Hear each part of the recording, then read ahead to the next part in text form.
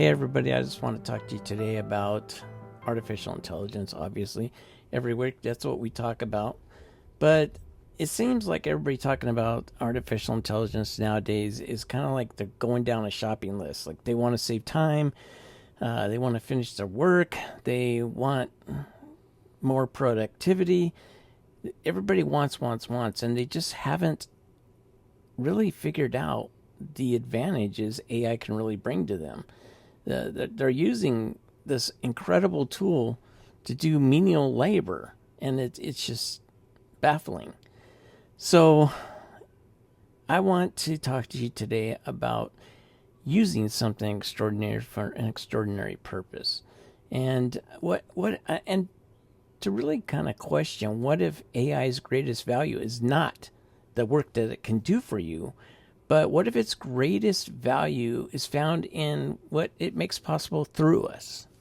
And that's a better question. So I'm Corey Scott, and this is the AI Mindset, where we explore how to become more human in the age of artificial intelligence. So in part one of this three-part episode that we're doing here, I talked about how AI became a part of my recovery after I had a few strokes. In part two, we talked about the difference between appearing capable and actually becoming genuinely capable. And we ended with one question. If AI helps you become more capable, what are we becoming more capable of? And that's a good question. So you think about it, capability cannot be our destination. You know, that can't be all we expect from this.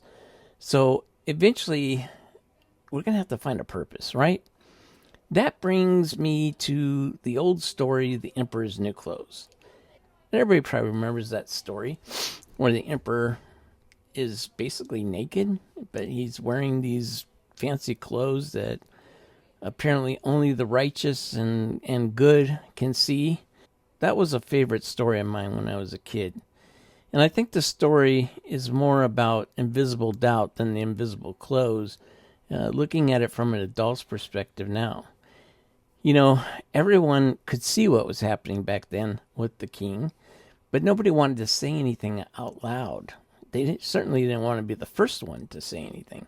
So they watched everybody else pretend like they were seeing it, and they kind of jumped in because nobody wanted to be seen as foolish. Nobody wanted to admit that the emperor was naked, because then they thought everybody would see them as unrighteous and whatnot.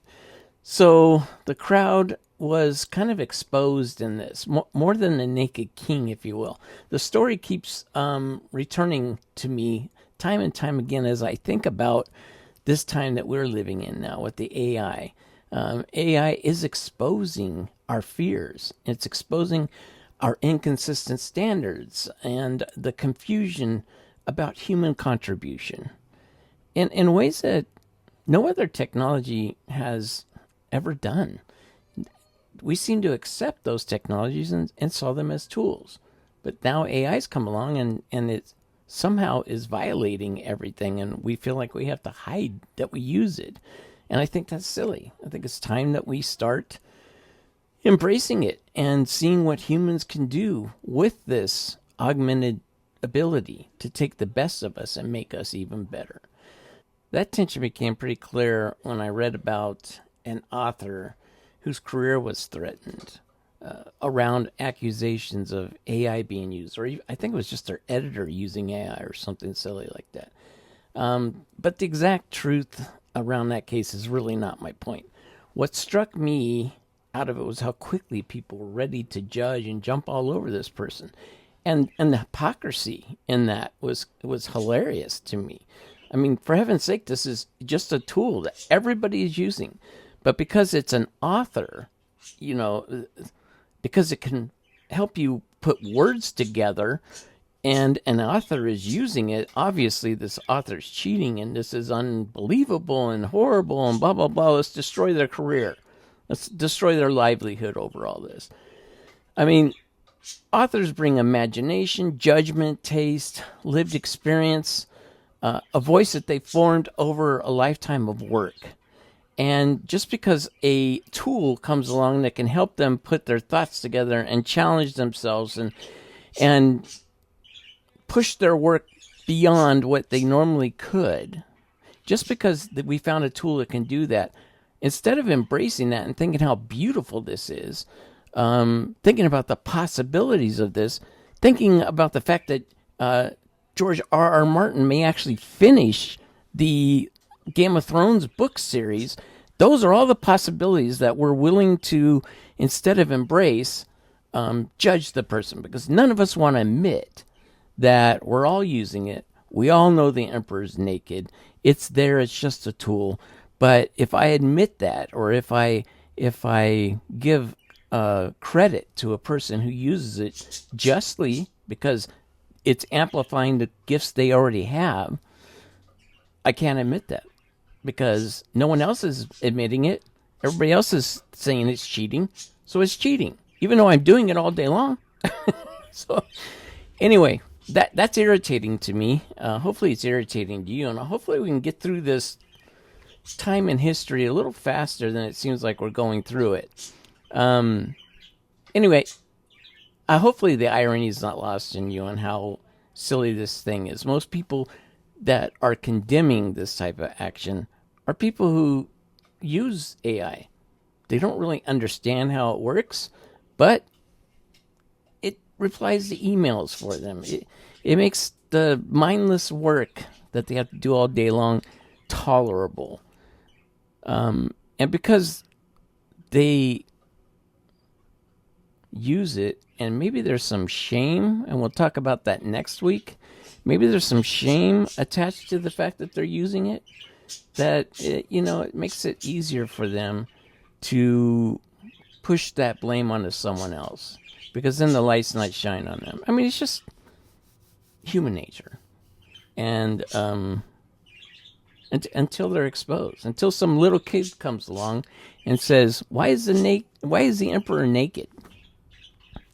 And hopefully I'm that little kid. I don't know. So hopefully somebody comes out and says, "What are we freaking out about here? It's just a tool." I'll talk about it more next week, but to me, I'm a professor. I grade papers. To me, it's painfully obvious when someone is using AI to cheat. And it's painfully, I mean, it's taken a while. Don't get me wrong. We've had to figure this out. But nowadays, it's just like, whoa. I don't have to tell some of you that you can look at a picture now and know that's AI. But when it first was doing it, none of us knew. I mean, it was fooling all of us. The human brain is so sophisticated, and it can pick up on the most minute details. But when it comes to human writing, it doesn't take much to notice that this person or this paper or this author is not contributing anything, that this is just a regurgitated story. And that's all AI can do without a human, without that type of knowledge and wisdom and life experience. AI can help you, like a word processor, bring those words out. It can be a person that you can, or not a person, but a sounding board that can help you think through things. It could be awesome. It could really make us take the next step. If we could stop lying to ourselves and to everyone else and embrace this as a new tool, and take the next step in human evolution, if you will, and start worrying about who's writing papers and start thinking about who's solving problems like cancer. Let's get moving, people. The tool's here. The next step is here, and it's time to take it. So anyway, I'm sorry I'm getting on my soapbox, but I think that is kind of the gist of what I wanted to share with you guys today. There's a bunch of other points on here, but that's really what I wanted to say. I went off script a little bit. Apologize. But I did want to leave you kind of with one thought. And this is the big thing to me. It's like what AI can do for us. And too many people, like I opened with, are asking what AI can do for them. And if you guys remember, there's a very famous saying from John F. Kennedy that says, "Ask not what your country can do for you, but ask what you can do for your country."